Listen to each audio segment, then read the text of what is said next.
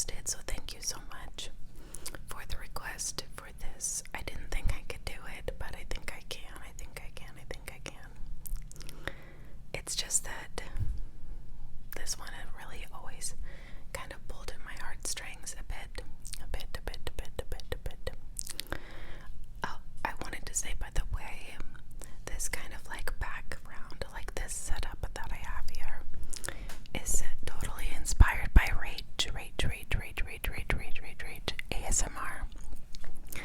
And she is a phenomenal ASMR artist. I'm sure you know who she is. She does amazing mouth sounds when she speaks just naturally.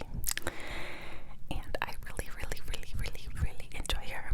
If I need to go to sleep, I can go to her videos and I never have a problem falling asleep to them. And recently she got this kind of background, and not the same one, of course. I think she said the one that she has actually is no longer for sale, but I got this on Amazon, and you know, it'll do for now. And then I'll just keep it in this room when I have my baby, so I'll just leave it in here for her when she starts to sleep in here. So with all of that being said, we can go ahead and start with the case. So Shanda Scherer was 12 years old, like I said, when she was brutally murdered by classmates. Now, in June of 1991, Shanda Scherer's mother moved them away to New Albany, Indiana, so that way she could be closer to her father. And it was here in this town that Shanda met Amanda Heffron. And initially, these two girls did not care for each other at all. They had actually gotten into a big fight at school. I forget exactly what happened, but Shanda had an altercation with a classmate, and Amanda was this person's friend. She stepped in and began to fight her. They ended up getting caught, and their punishment was detention in school, suspension, I guess, where they had to do classwork together and kind of sat there one-on-one for, I think, a couple weeks. So they kind of created this weird, unique bond in a way and ended up becoming friends. So, a little background on Shanda herself. This was such, I might say this a lot, but this girl was identical to me. The more I read about her, the more I was like, wow, this girl is so me. So, like, this girl was so smart, and that's the only thing we did not have in common. She always got like straight A's, and I got like B's, A's, C's in math and science because I suck in math and science. I could write a paper in 15 minutes, but I cannot do a math problem. Anywho, she was very smart. She also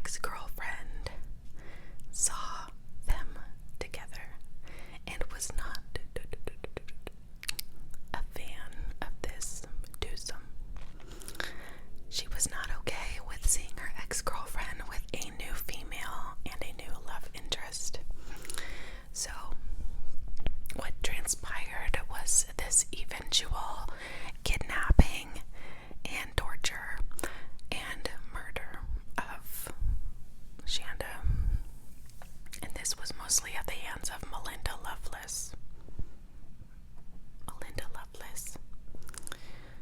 As well as several other friends. And Melinda is that ex-girlfriend at the dance. Now this case garnered worldwide attention because of the graphicness of it, the brutality, and just the fact that these were little girls that did this to their classmate. You know, this was not someone who did something evil. It was just a girl who dated another girl.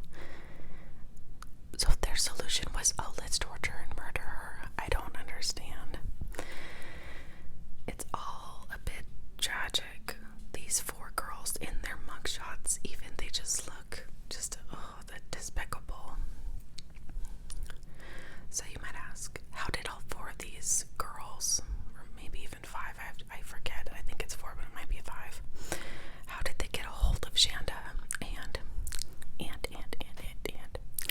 how did they end up getting her under their control to be able to take her life?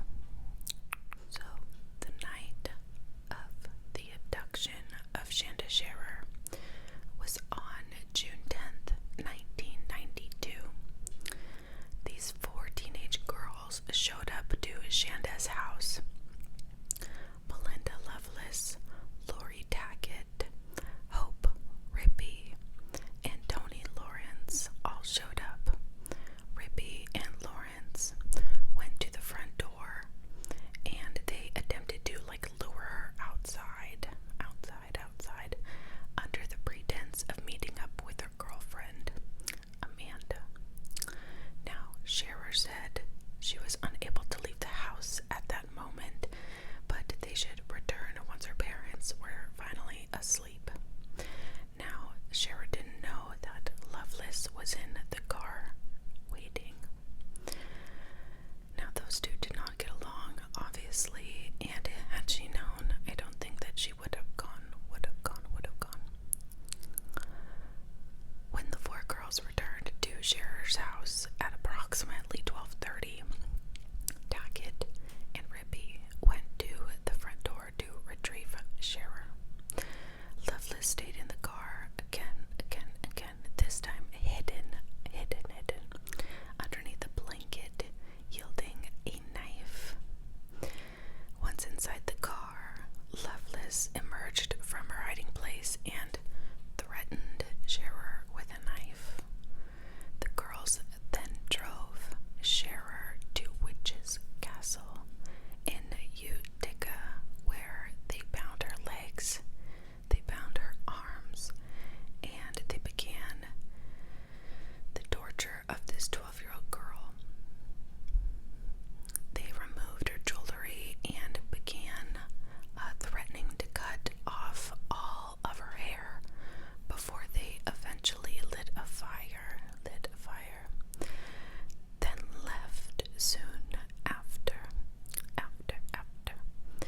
fearing that they had drawn attention to themselves. So they drove around for a while,